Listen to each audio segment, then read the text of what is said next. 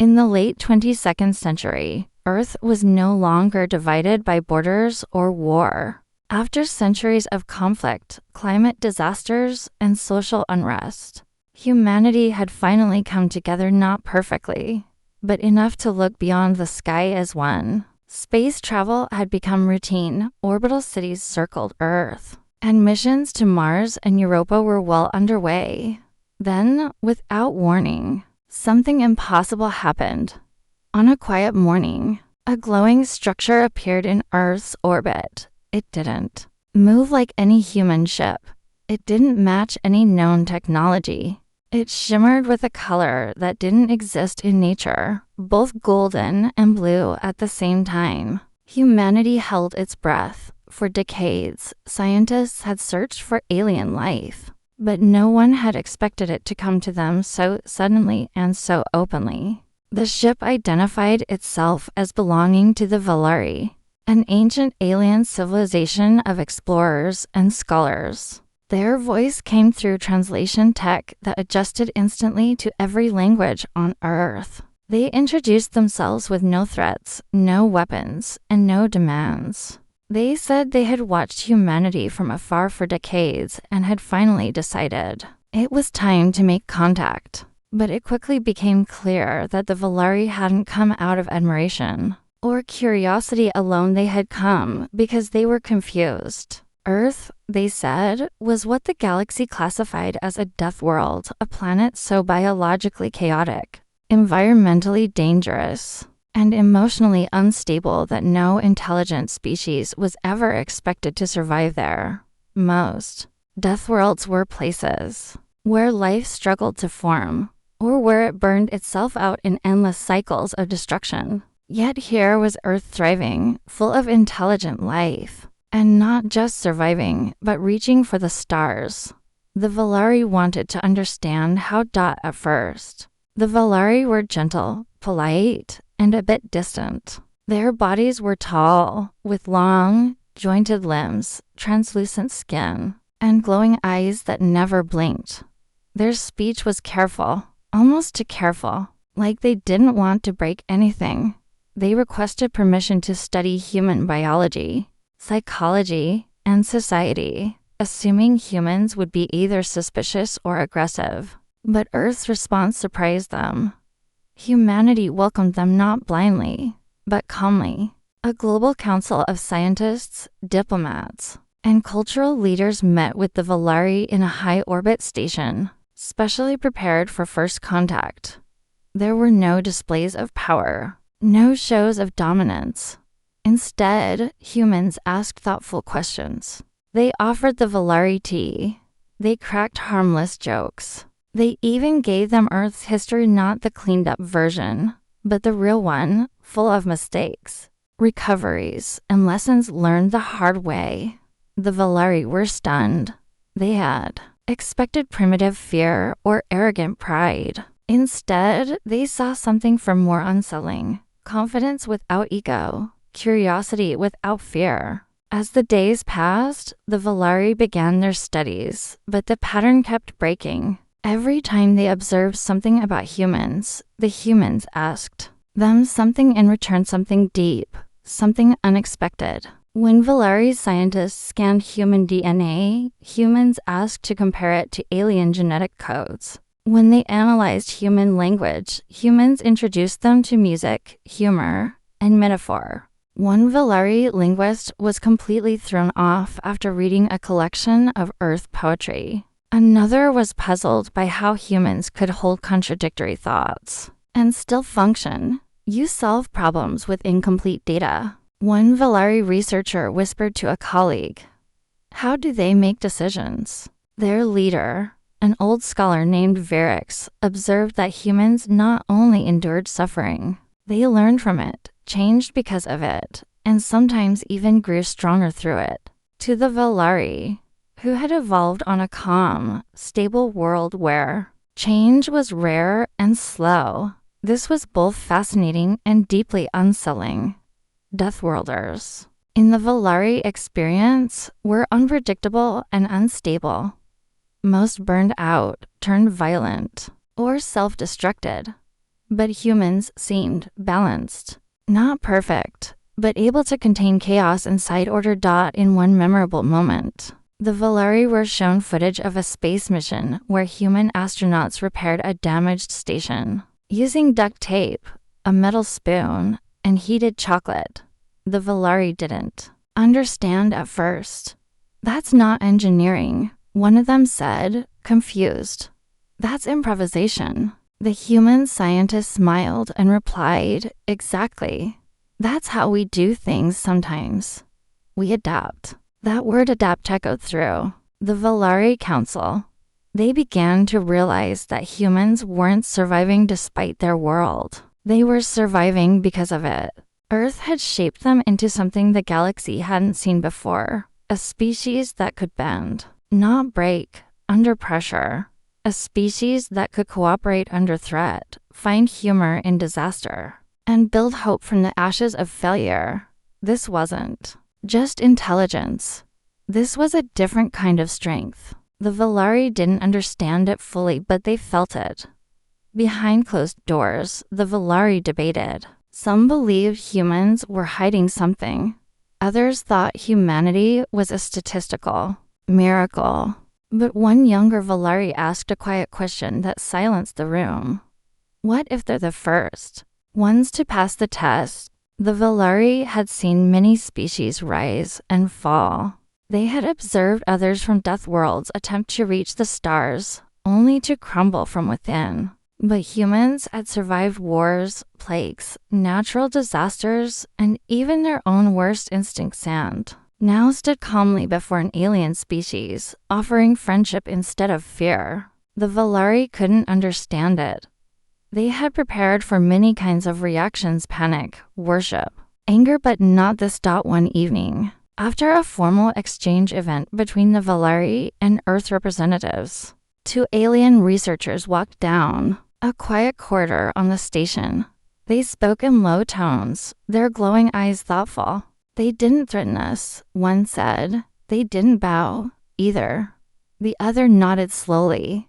"They just looked us in the eye and asked what we had learned." There was a long pause. Then came a whisper, barely audible, as if even speaking the thought was unsettling. "Why are they not reacting like every other Deathworld species we've met?" In that moment, the Valari realized something deep and unsettling. Humanity wasn't reacting like the others because they weren't like the others. The Valari had come to study humans, but they had accidentally uncovered something much more important and far more unpredictable. After the initial contact, the Valari's curiosity about humanity only deepened. They established a scientific exchange facility in orbit, a floating station where Valari researchers and human scientists could work side by side. At first, the Valari approached the study of humans as if they were simple subjects, expecting to see basic survival instincts and primitive emotional reactions, shaped only by Earth's harsh conditions. What they discovered instead baffled them completely. Human biology was fascinating, of course, but what truly caught the Valari off guard was the emotional and cultural complexity humans displayed. While many species the Valari had encountered relied heavily on strict social hierarchies or rigid emotional responses, humans displayed an unpredictable mix of resilience, cooperation, humor, and even joy in difficult moments. The Valari observed human laughter and were puzzled. This was not just a reflex or a reaction to pleasure. It was a social bond, a release, and a way to face hardship with lightness. In the quiet halls of the station, Valari scientists would watch human cultural videos, plays, stories, music, and dances, and found themselves confused by how deeply emotional storytelling was woven into human life. One Valari researcher, fascinated by these tales of struggle and hope, asked a human about why they told such stories. The answer was simple but profound. Humans needed to remember pain and loss, not to dwell on it, but to celebrate survival and growth. This idea was strange to the Valari, who believed emotions should be controlled and minimized to avoid chaos. One day, a Valari doctor was invited to a human meal, where they were offered something called spicy food. Curious and cautious, the doctor tasted the dish, and almost immediately, their senses were overwhelmed by heat and flavor in a way no Valari had experienced before. The doctor described the experience as overwhelming but strangely uplifting, and afterward, they felt an unexpected calm and clarity, something they described as spiritual. This was surprising, because the Valari had never linked taste or physical sensation with spiritual awakening. It made them realize that humans connected their body and mind in ways the Valari did not fully understand. Meanwhile, in another part of the station, human astronauts were engaged in a lively discussion with Valari scientists about chaos theory and emergent intelligence. Humans explained how, despite unpredictable and dangerous environments, systems could organize themselves spontaneously into order. This was not just a scientific theory to humans, it was a lived experience. They recounted how human societies had evolved through constant challenges and disasters, growing stronger because they had learned to work together instead of falling apart. The Valari listened, fascinated and a bit confused by how much humans embraced uncertainty. The astronauts shared stories about how they had solved problems during space missions, using nothing but duct tape, coffee, and humor. Valari engineers could not believe such simple tools could fix complex problems. To the Valari, this seemed like reckless improvisation, but humans explained that it was a form of creativity born from necessity. They said, "When nothing goes as planned, you have to use what you have and keep your mind open to unexpected solutions." This attitude puzzled the Valari, who were used to strict planning and risk avoidance. As days turned into weeks, the Valari's observations challenged everything they thought they knew about life on Deathworlds. Humans were not just surviving, they were thriving because they faced chaos head-on and even enjoyed the struggle. The Valari leader, Virix, who had been a skeptic, privately admitted to a trusted colleague, "This isn't just survival. They actually enjoy the struggle." It was as if humans found meaning in hardship rather than pain. The idea was unsettling because it contradicted the Valari's calm, controlled existence. The Valari had believed survival meant minimizing risks, avoiding unpredictability, and suppressing emotions that could cloud judgment. But humans seemed to say that true strength came from embracing these very things. This revelation sparked quiet debates among the Valari. Could it be that Earth's so-called Deathworld conditions had not been a curse, but a kind of natural training ground for a new kind of intelligence? A form of life that was not only adaptable, but eager to grow stronger through challenge. The Valari began to question if their own steady, peaceful world had left them less prepared for the chaos of the galaxy. One night, as the station orbited Earth, a small group of Valari and humans gathered to watch the sun rise over the blue planet below. The Valari spoke softly, trying to understand the human concept of hope and joy despite the dangers of the world beneath them. A human poet read a verse about storms and survival, and for the first time, many Valari felt a stirring of something new, an appreciation not just for facts or data, but for stories and emotions that connected beings across time and space. The Valari realized that humans did not just survive disasters, they celebrated the fact that they had survived. This made the Valari wonder if survival alone was enough, or if the real power came from loving life even when it was hard. With every new discovery, the Valari's initial assumptions about Deathworlders began to crumble. Humans were a mystery wrapped in contradictions, fragile but strong, logical but emotional, cautious yet playful. They could not understand why humans smiled in the face of danger or how they found comfort in humor during the darkest times. Yet, despite their confusion, the Valari could not deny the undeniable truth. Humans had a fire inside them that no alien technology or comm world could teach.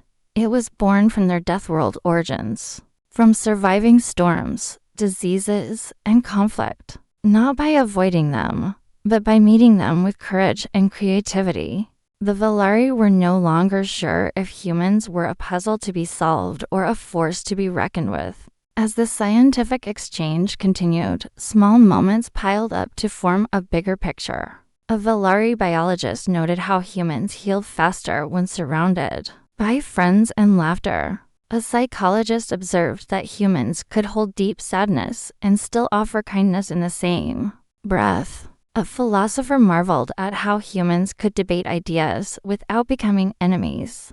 These traits made humans unlike any species the Valari had met before.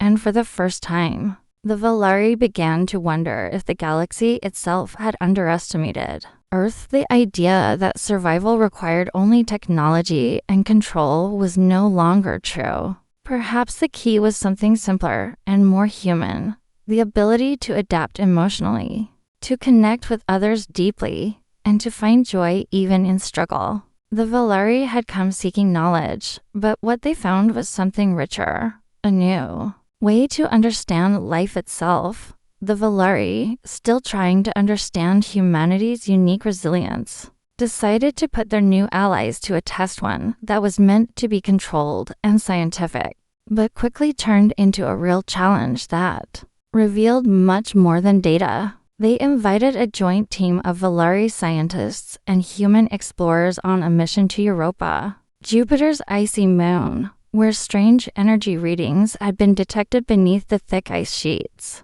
Europa was known for its harsh conditions: crushing pressure, extreme cold, and dangerous radiation spikes from Jupiter's magnetic field. The Valari believed this environment would be a perfect place to observe how humans would react when their advanced technology was stressed, expecting them to rely on protocols and controlled procedures. What followed was far from what anyone expected. As the teams descended into the ice caves beneath Europa's frozen surface, their advanced Valari scanners began malfunctioning when exposed to unexpected bursts of radiation. The Valari technology, which was designed to operate flawlessly in stable conditions, faltered. Their machines froze, sensors flickered, and communication devices suffered interference. The Valari crew, trained to trust their instruments and strict procedures, hesitated. They debated the safest course of action, but found themselves trapped by their own rules and fear of making mistakes in an unknown environment. In sharp contrast, the humans reacted quickly and without hesitation. Instead of waiting for perfect data, they started to look around with fresh eyes, relying on their instincts and experience with unpredictable situations back on Earth. When Valari equipment failed, the humans gathered what simple tools they had: metal rods, cables, and even their own clothing, and began to craft makeshift supports and communication relays. One human engineer pulled out duct tape and coffee packets, saying with a smile, "Let's see if old Earth tricks can save the day." The Valari watched, stunned, as the humans worked with noisy laughter and calm focus, improvising solutions that no machine could provide. After the initial contact, the Valari's curiosity about humanity only deepened. They established a scientific exchange facility in orbit, a floating station where Valari researchers and human scientists could work side by side. At first, the Valari approached the study of humans as if they were simple subjects, expecting to see basic survival instincts and primitive emotional reactions, shaped only by Earth's harsh conditions.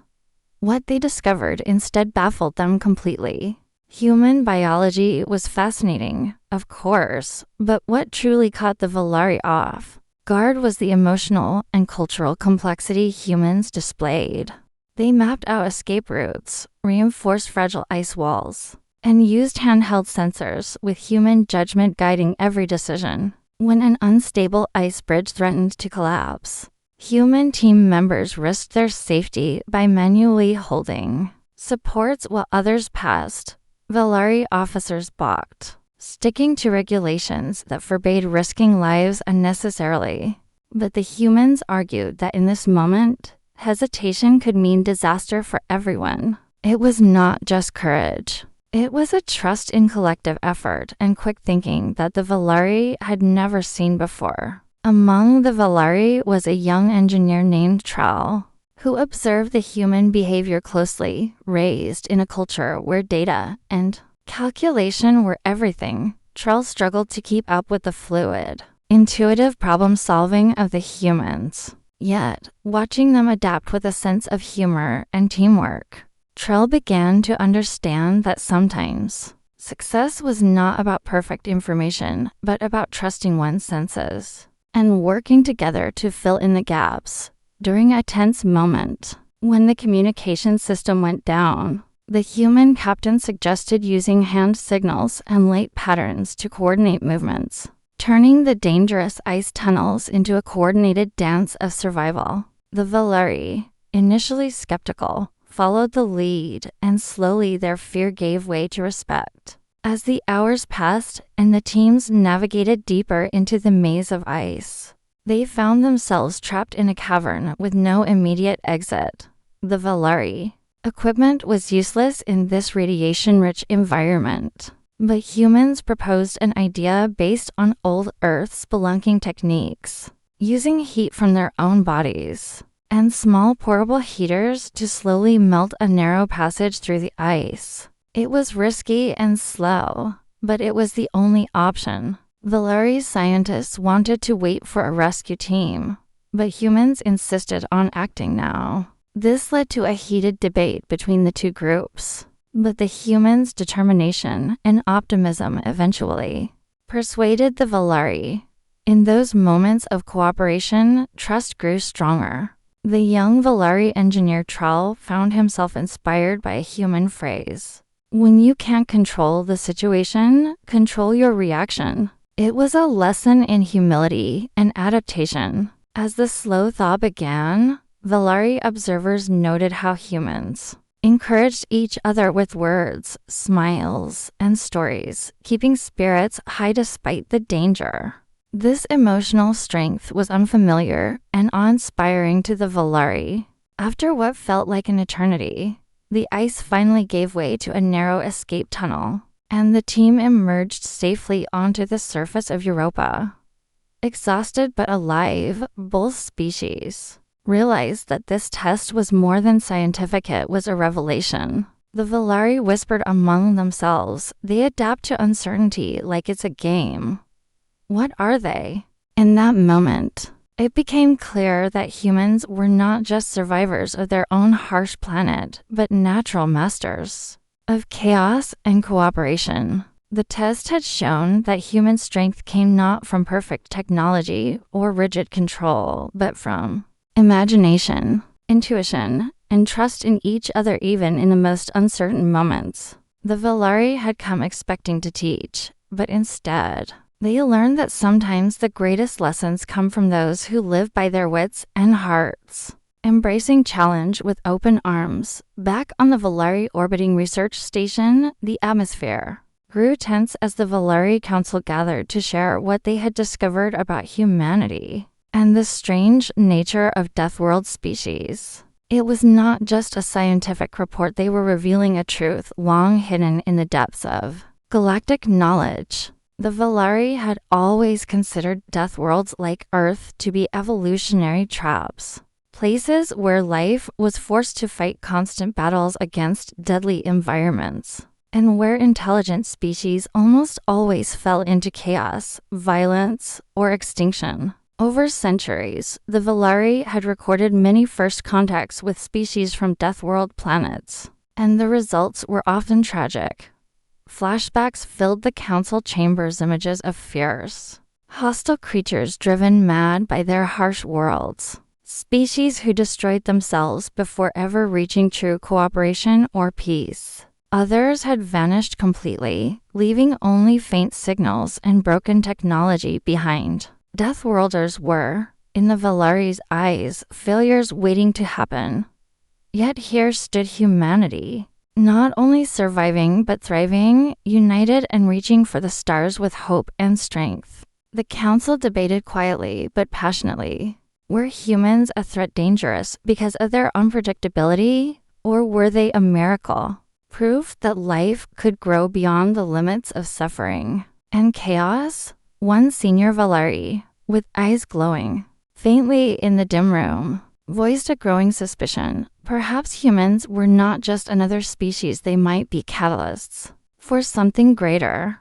To help the Valari understand this, a human teacher was invited to speak. With calm words, the teacher explained how humanity's history was filled with challenge, yes, but also with growth. We do not just survive hardship, the teacher said softly, we grow stronger because of it. It is like a muscle, you have to stretch it and strain it to make it work better. Our pain and struggle have shaped us into who we are today. This simple idea seemed almost revolutionary to the Valari. Their own world was peaceful, stable, and safe, but it had also bred a kind of weakness, a lack of readiness for the chaos the universe might throw at them. The humans' words made the Valari consider that challenge was not a curse, but a gift, a necessary part of evolution and intelligence. Then came the moment that stunned everyone. The Valari invited humanity to join a secret galactic council, a gathering of the most advanced species in the galaxy who guided interstellar relations and shared knowledge. But this invitation was different from any other first contact the Valari had ever made. Humanity was not being invited as students or observers. They were being asked to join as advisors and partners. This was an acknowledgement of humanity's unique place among the stars. The Valari admitted they had never seen a Deathworld species that could balance intelligence, cooperation, and emotional strength over long periods. Humans were not just survivors, they were a new kind of force, capable of inspiring change and growth beyond what the galaxy had ever imagined. As the council listened, the senior Valari whispered again, they're not just survivors.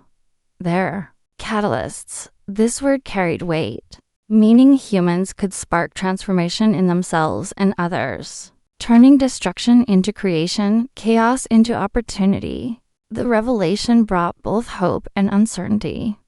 What role would humanity play in this vast galactic network?